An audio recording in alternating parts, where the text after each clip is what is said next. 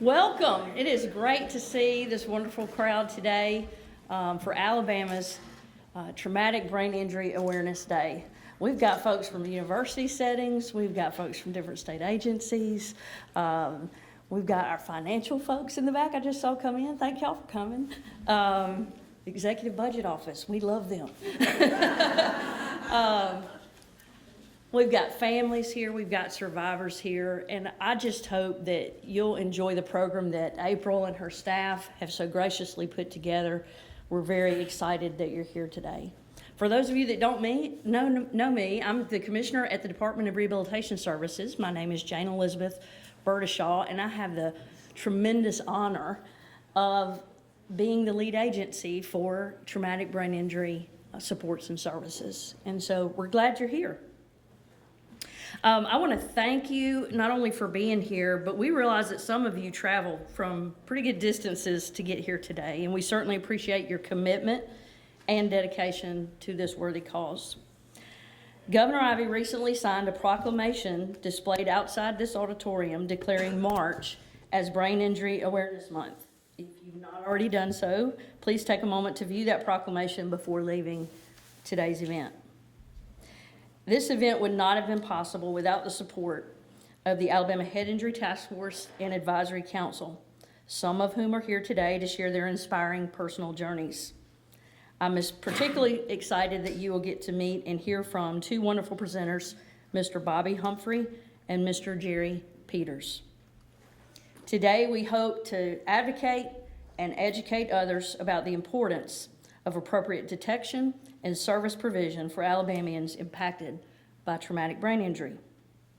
All progress requires partnerships, and that is why I'm so grateful to see this cross-section of agencies, providers, and survivors coming together. As Commissioner at ADRS, which serves as the lead agency for TBI, and as chair of the Alabama Head Injury Task Force, I would like to recognize a few of these important partners here that are here on stage with me today. Their combined efforts, commitment, and advocacy are truly moving the needle for Alabama families, and I can't thank them enough for their support through the years. First, if you'll just wave your hand to the audience when I call your name. ADMH, the Mental Health Commissioner, Kimberly Boswell.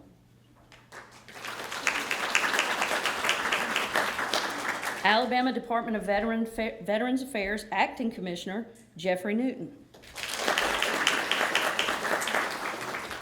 And Department of Veterans Affairs Assistant Commissioner, Sandra Lucas.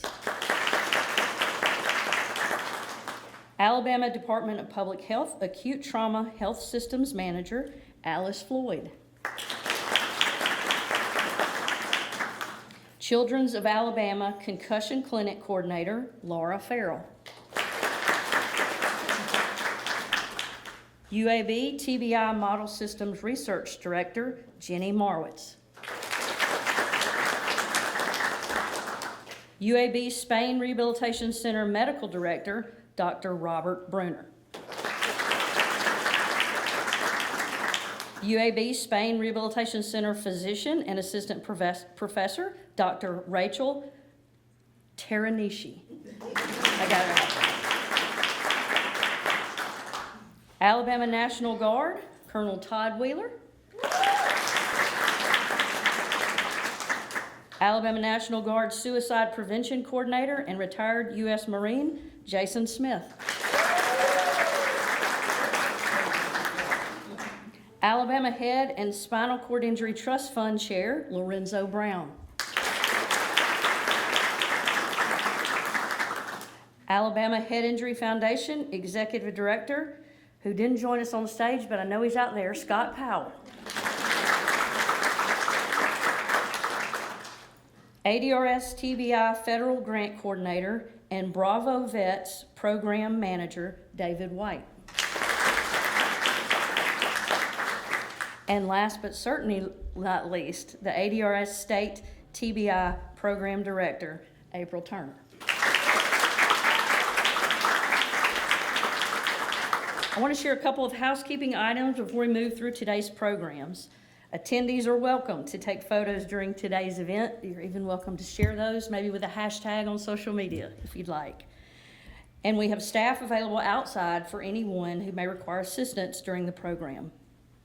I again want to thank you for your willingness to be here today and to advocate for the individuals and families touched by traumatic brain injury. I'll now turn the program over to April Turner.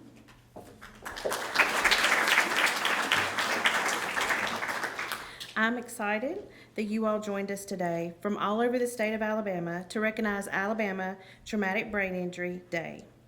For all those who are giants in the world of TBI, many of you in the audience today, I am truly humbled by your support for today's news conference. You see, I'm here today on behalf of the Alabama Injury Task Force Advisory Council, made up of a majority of individuals whose TBI who requested to be here and prepared for today. They preferred to be called survivors.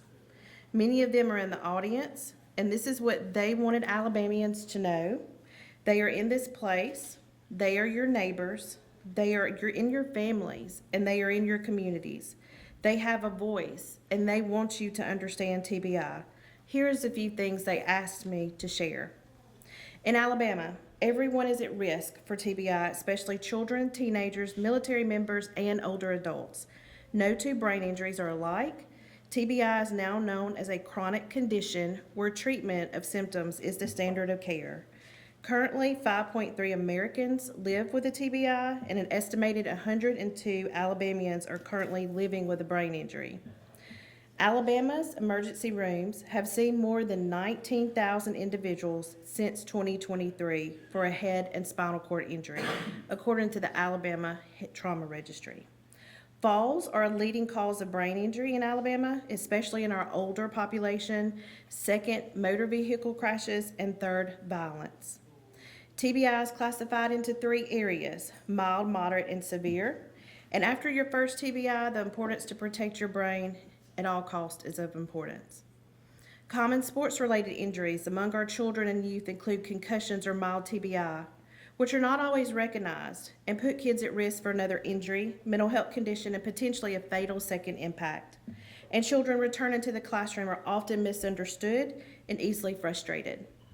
1 in 3 individuals in our Alabama mental health system who are being treated for mental illness and substance use disorders have been identified as having a history of a head injury.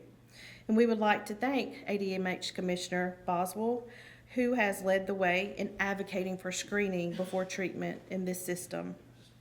TBI has been the most prevalent injury of war veterans, otherwise known as the signature wound of war.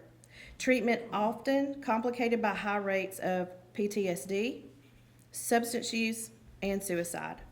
Thanks to our partners at ADVA and Alabama National Guard who are aware and lead the way in educating service members and veterans in TBI in Alabama. TBI survivors may experience impaired thinking or memory, movement, vision, hearing, sleep, or emotional dysfunction, such as personality changes and depression and anxiety, which can impact their ability to return to school, to employment, and independently in the community. Screening and adequate interventions like therapies, cognitive remediation, care coordination, peer mentorship, caregiver, and social supports will greatly increase the quality of life and enable Alabamians with brain injury to recover quicker. Those are only a few. So today we are here to advocate for better understanding of TBI and to let other survivors know there are those of us who do understand. And we hope after today, others are encouraged to reach out for education and better TBI awareness. Thank you.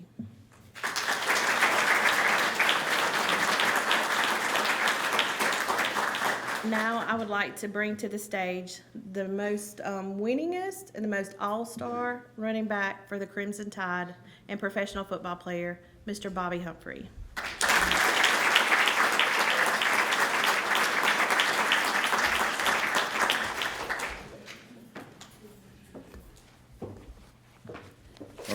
Thank you so much, April. Which one of these I talk? We just talk in the middle? I'm not used to 2 mics. It's pretty fancy, isn't it? Good morning, everyone. And roll tide. Oh, wow, we got some Bama people in the audience. I might have to sing the fight song. It's not in my script, but I can put it in. Well, I'm delighted to be here this morning. I'm so excited about the call and having a conversation with April. The progress that has been made with brain injuries, as we would call them, concussions, in the NFL or in the sports of football, has been tremendous. We've come a long way. I can remember back, and one of the scariest moments of my career was when I was at the University of Alabama. I sustained a hit. It wasn't a violent hit. So it was doing spring training, and I had a hit at the goal line. It wasn't a bad hit or anything, but we went back on offense, and I went the wrong way on a play. Coach got upset, line it up again, and then I went the wrong way again on the second play. And then I started, and said, Humphrey, start running. You're like you don't know the plays. And I started jogging around the field, and I remember my roommate, Kermit, he played defensive back, he said, Hump, they called me Hump. Hump, what in the world are you running for? I mean, I was a two-time All-American. He said, I remember him telling me that I told him I didn't know what I was running for. And come to find out later on, after practice, they had realized that I had a concussion. The scary part was about it, I couldn't remember anything at that time. And it was really fearful and frightening for me that I was in a position where I totally went blank. Although I was moving around, but I couldn't remember the plays. And it was very scary for me. And my career went on. I never sustained a major injury of anything, but I can remember going to the NFL. And, in the NFL, they call it, we call it, a young man, you can appreciate this. I met a young man who plays football, and he's experienced a mild TBI or concussion, but they would call it your bell rung. Yeah, have you any of you ever heard of that term? You get your bell rung. You go to the sideline, and you're like, woo! So you get your bell rung. And they had a little popping device where ammonia, where you pop it and you smell it. And when you smell it, you wake back up and it's kind of gone. So April, I appreciate you and your group in this legendary stage of people who really cares and knows the identification and how to care for people who sustain a brain injury. I appreciate that. I'm happy to be a part of history. This is first ever, and I'm just excited about being here. One of the things that I did learn and find out was that mild concussion and mild TBI is 80% of traumatic brain injuries. I did not know that. Something that I wasn't aware of. But I do know that, and I'm happy, and I don't know if it's April team or a team of people on this staff was a part of it, but in high school now, I know it's in high school, I would imagine it's in all sports in high school in the state of Alabama, they have a return to play policy. I don't know if many of you was aware of that. And a return to learn policy. So in the NFL now, which I'm very proud of the NFL, of the safety measures they're taking for the players now. I have a son, Marshal Humphrey. I don't know if anybody know that name. He currently plays for the Baltimore Ravens. He's currently playing, he's in his 8th season. He'll be playing his 9th season this coming fall. He played at the University of Alabama. He wore his dad's number, number 26. But they have put into place a concussion protocol. And the good thing about it is the protocol is not based on the coaches or the staff on the field. You guys may not know this here, but they have spotters up in the upper deck, and they're looking at the game. And if they see something where a player either has a helmet-to-helmet hit or falls on his head or any of those type of things, they will call down and demand that player goes and be checked immediately for concussion. and they put them in concussion protocol. And you ever seen those tents when they lit those tents up and a player running there and they kind of evaluate them? They have a doctor on each sideline, and they check for that. And they are not allowed to go back in the game until they have passed what they would call a concussion protocol. So I'm very, very proud of that. They didn't have no protection, no protocol when I played. It was like, you smell that, and you go back in. Oh, you just got your bell on. Yeah. But I'm very excited the NFL is now taking in consideration of providing safety for the players, as well as the former players, like myself. They have things in place where we can go and get screening. Screening is very important. I mean, a concussion can happen to any one of us in several. It's just not football. You're talking about soccer, basketball, volleyball, even with running around on the playground if someone falls. So make sure you just keep in mind, if something is weird going on with your son and your daughter and they can't remember things, that may be a time for you need to look in deeper, maybe get some kind of screening or get some things in place to make sure they don't have a concussion. Because the risk is long-term damage. And most of the NFL guys, sometimes they didn't take care of the problem and then address it and get the treatment that they needed to get in order to kind of hinders the progress of the risk that would be long-term risk. So, thank you for inviting me. I appreciate what you all are doing. I appreciate this opportunity to come. There was a QR code that was going to be up on the screen, but I guess they took it down. It's coming at the end. But I was going to say, for those of you who need information, this is wonderful that we have these organizations that we can lean on to get information. Information is key. There's no way we can survive. The Bible said the people perish because of the lack of knowledge. Now we have qualified, capable, smart, intelligent, research individuals that know every aspect of TBI. Let's take advantage of it. Thank you so much.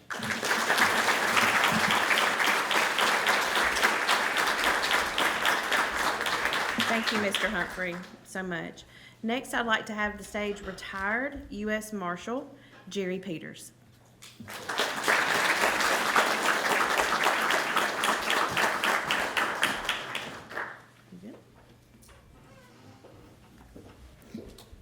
I learned from Bobby, just stand in the middle. I am glad to be here today. I got a fancy set of beads and a scarf out of this deal. And I got to sit by Alabama and NFL legend, Bobby Humphrey, and we talked about our current favorite commercial, so high tide, Bobby. If you don't know that, see Bobby, he'll explain it to you. Well, good morning, my name is Jerry Peters. I'm here today to discuss traumatic brain injury. We call it TBI. I also aim to inspire you to pursue your future and encourage you to seek assistance from those who are knowledgeable about TBI. In my presentation, I will approach this topic from three distinct perspectives: that of a TBI survivor, a caregiver, and a healthcare provider. Furthermore, I will address three specific areas of focus. First, I will highlight some of the challenges and consequences associated with traumatic brain injury. Second, I will encourage everyone involved to advance on the journey ahead and to share your experiences wherever possible. And finally, I will share stories of actual TBI survivors to motivate you to seek support from those who can help you achieve future success. It is crucial for everyone to understand that traumatic brain injury does not discriminate. This type of injury can occur in various ways, affects individuals of all ages, crosses social boundaries, and is present in every community throughout our nation. In some cases, it is even considered an invisible injury. What qualifies me to speak on the subject of traumatic brain injury? That might be a question you would ask. No, I'm not a PhD. I don't even have a college degree, so I have a lot of experience. To provide context, I will share a brief overview of my background. I'm a former United States Marshal who was forced to retire due to injuries sustained in the line of duty. Throughout my tenure as a U.S. Marshal, I participated in many high-threat assignments. In addition, I completed anti-terrorism missions under the Department of State and served 3 tours in Afghanistan in support of Operation Enduring Freedom. During this time, I endured numerous duty-related injuries, including 2 spinal injuries, a broken neck, a diagnosis of post-traumatic stress disorder, and 7 traumatic brain injuries. 7. My personal experience with TBI is evident through my journey and the challenges that my family and I have faced. As a survivor, I have a profound understanding of the mental, emotional, physical, and financial challenges that arise from our shared dedication to this country. However, through the grace of God, my unwavering determination, and the support of those who care for us, we have persevered. For the past 25 years, I have navigated a spectrum of emotions, including frustration, depression, anger, resentment, and feelings of abandonment. These emotions can arise unexpectedly, disrupting my previously strong and confident demeanor. Furthermore, they can adversely impact my daily activities and strain my relationships with loved ones, friends, colleagues, and occasionally the broader community. If you are a survivor, a caregiver, healthcare provider, or someone who interacts with a TBI survivor, you can attest to the truth of my statements. For those of us who have endured a traumatic brain injury, the emotional repercussions can be among the most challenging obstacles we encounter. Often the individuals we inadvertently hurt the most are our loved ones. They are the ones who stand by us, striving to comprehend the complexities we are attempting to manage within our own minds. However, since our TBI experience lacks a definitive guide, we must forge our own distinct paths. As we traverse the landscape of TBI, each of us confronts unique challenges, including various valleys, mountains, and streams that we must cross. We are on a personal journey, each at different stages of recovery and ability as we work through our individual processes. I initially mentioned that one of my intentions was to provide you with encouragement today. To fulfill that promise, I would like to share 3 stories that illustrate the presence of hope amidst the challenges we encounter. Hope that brings light in the midst of darkness. I serve as a testament to the potential for success following traumatic brain injury. To the casual observer, I may seem like an ordinary 67-year-old man. Ordinary is used very loosely. However, my injuries significantly impact my cognitive abilities, my mental health, and emotional well-being. They compound my physical pain, and I experience, over the last 2 decades,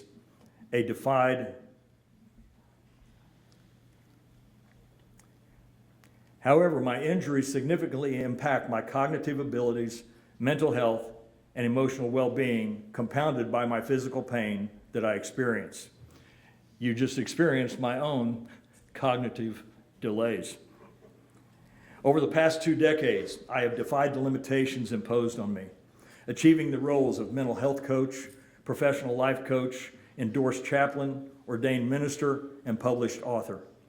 I have pastored 2 congregations and established a nonprofit organization dedicated to crisis training and intervention for veterans and first responders.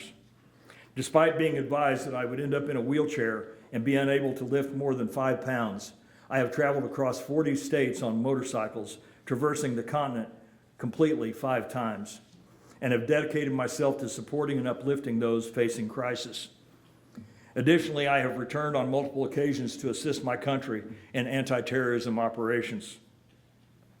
While I may not claim to be the most intelligent individual, especially going back for more after I was already injured, my determination and to succeed is unquestionable. I have also been granted the privilege to speak on behalf of my friend, colleague, and TBI survivor, Matt Beth. I had the pleasure today of finally meeting him in person. There he is over in the corner. We put him there once in a while because he acts up, but he'll be okay. Matt is on the TBI Task Force and Advisory Council with me, and it's where we use our leverage and our personal experience alongside our colleagues to enhance TBI care and services throughout the state of Alabama. Following his TBI experience, Matt was initially advised by medical professionals to enter a nursing home for the remainder of his life, as he faced significant physical limitations and was unable to even speak for himself. Despite his body not responding to his mental commands, Matt's intellect remains sharp, and he possesses remarkable intelligence. Through a series of fortunate events, Matt encountered the director of Alabama's TBI program, which led to significant advancements in his life over the years. He now utilizes a computer for communication and has even mastered an impressive imitation of Stephen Hawking. Additionally, he returned to academia and successfully earned a bachelor's degree. However, Matt's ambitions did not stop there. He also completed his master's degree and is currently in his final year at Auburn University pursuing a doctorate in kinesiology.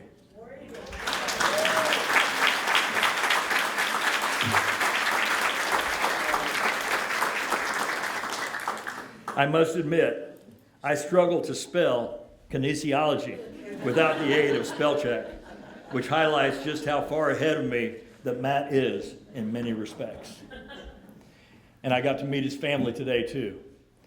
Folks, the families deal with so much conflict and frustration that you would never know. Don't ever forget the families. In my conversation with Matt regarding the sharing of his narrative, he emphasized that an individual should never be judged solely by their external appearance. The presence of a traumatic brain injury and its associated challenges does not imply that a person is incapable of contributing meaningfully to society. Matt, have I adequately shared your story?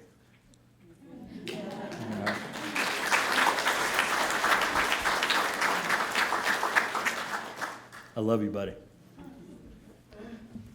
A very personal example of triumph through TBI is also found in my son.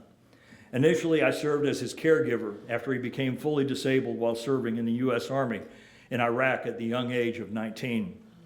His injuries left him reliant on a wheelchair, resulting from an enemy ambush that caused multiple wounds, post-traumatic stress disorder, and a traumatic brain injury.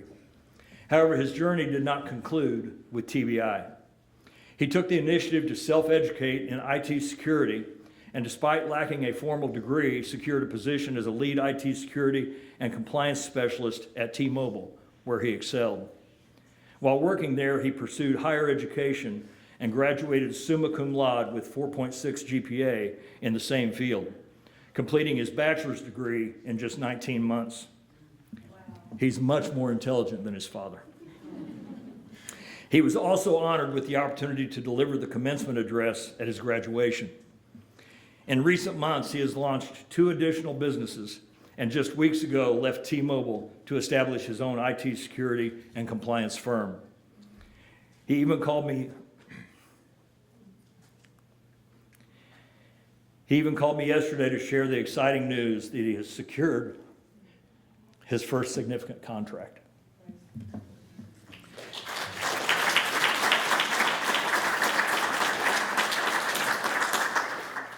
This serves as further evidence that success is attainable after experiencing TBI. It is important to understand that TBI does not define an individual. Rather, it represents a challenge that can be surmounted through determination, a positive mindset, and the support of a compassionate individual along the journey to success. This includes the caregivers, providers, doctors, state directors, and many others who comprise the TBI teams that are present here today. This is where the aspect of motivation becomes a part of my voice. During my time in the field, I never operated without additional assistance. There were moments when I had to depend on my partner, my battle buddy, my command, and all the other resources available to me through my mission. After sustaining my injuries, I unfortunately found myself in a strange and disorienting environment. I struggled to find my way through this unfamiliar landscape, like being lost in a thick jungle without a guide. For several years, I wandered without purpose, searching for direction. I reached out to the Alabama TBI hotline by dialing the toll-free number. Much like Matt Beth's experience, I connected with April Turner, the state director for Alabama's traumatic brain injury programs. Similar to Matt, April opened the door to a wealth of resources that guided me onto a new path. I know that she doesn't like to be recognized and be in front of people, but April Turner is a godsend to this state.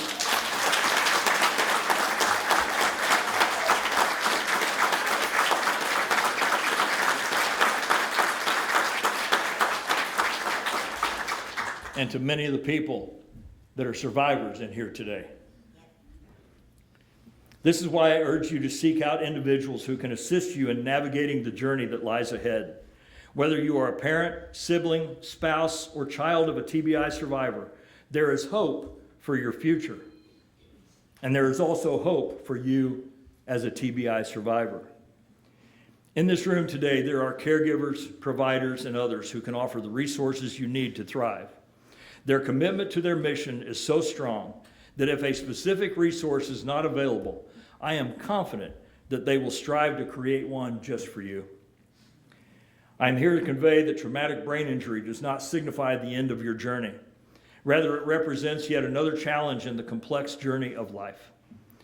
Those who comprehend TBI can assist you in navigating your surroundings and the obstacles you encounter as they collaborate to formulate a strategy for your success. It is essential to connect with others and raise awareness by telling your story about TBI to those around you, enabling us to support even more survivors in the future. Throughout my career, I have not always been fond of the assignments I was given. In all truth, I wish that TBI did not affect either me or your life as it does. However, it is a reality we must face. With this understanding, I encourage you to persevere, to never give up, to remain resolute, and as President Trump stated on the day he was shot, fight, fight, fight. To the caregivers, physicians, nurses, mental health professionals, and all others who provide support, please do not lose hope in us. Despite any unkindness we may exhibit, I want to express our sincere apologies in advance. We require your assistance, even when we may not fully recognize it. Thank you for your steadfast dedication to our well-being and for your compassion when others may have abandoned us.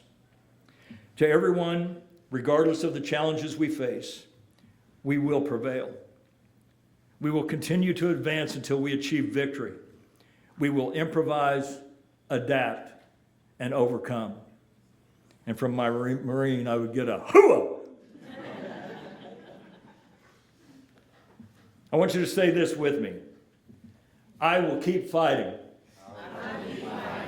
I will work hard. I will keep moving forward. I will seek help. And I will have victory.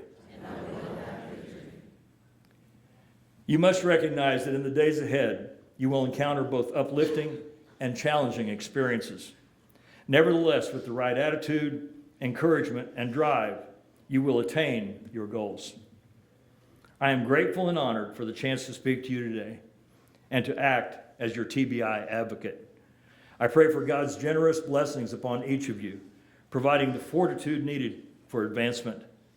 May He also shower His blessings upon the great state of Alabama as He continues to bless the United States of America. Amen.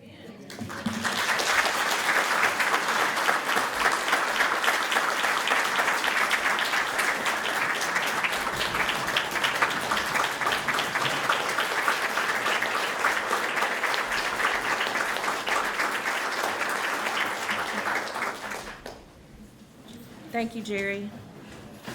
See why he's on the advisory council, folks? If you're on the advisory council and you can stand, will you please stand? John, go ahead. John. Ian. Brittany.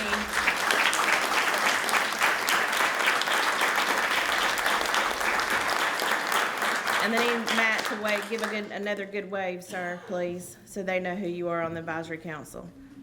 Matt, Brittany. John, did we do you good? Did we speak your voice? That's what today was about. And he's right, I don't like standing behind a podium. I do not like giving public speeches, but I am here for the people of Alabama who have brain injuries. So thank you for today. Thank you for allowing us to have this event. Mr. Lloyd, allow us to have it here inside with unexpected rain. And we would like to let you know there is hope, there is help. So if you need any information on brain injury, don't call today because everybody's in this room. But there is a TBI helpline. It is on the screen here. You also have the alabamatbi.org website as well, and that also leads to our screener for a history of head injury. And there are other websites as well on there. As you leave today, there will be cards you could take with the QR code, with the helpline number, so you can give to those families and those individuals and professionals who need it.